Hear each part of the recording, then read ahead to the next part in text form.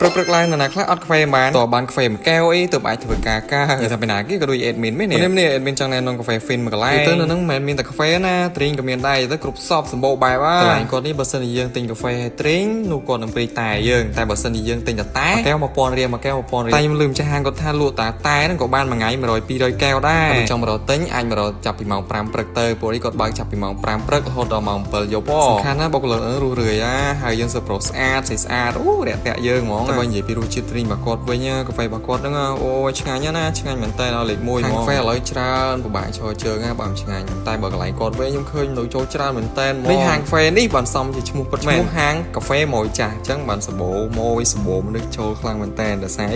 ឆ្ងាញ់ហ្នឹងហើយសម្រាប់ទីតាំងអត់បាក់រកទេពុកម៉ែបងប្អូនយើងគឺនៅទួលកំពង់ផ្លូវលេខ163ផ្ទះលេខ88ចិត្តផ្សារទួលកំពង់នឹងឯងតែមាន15ទៀតណាបើទៅកំងកាហ្វេពងមន់ព្រោះកាហ្វេហ្នឹងឆ្ងាញ់ណាស់សម្រាប់តម្លៃថ្លៃទេពុកម៉ែបងប្អូនយើងមានកែវតូចកែវធំកែវតូចហ្នឹងត្រឹមតែ4500រៀលទេហើយសម្រាប់កែវធំហ្នឹងត្រឹមតែ5500រៀលទេណាវីដេអូខ្ញុំមានតែប៉ុណ្្នឹងទេបើសិនជាពុកម៉ែបងប្អូនចង់ឲ្យខ្ញុំ review ខាងណាខាងនេះទៀតអាច comment ខាងក្រោមបានណា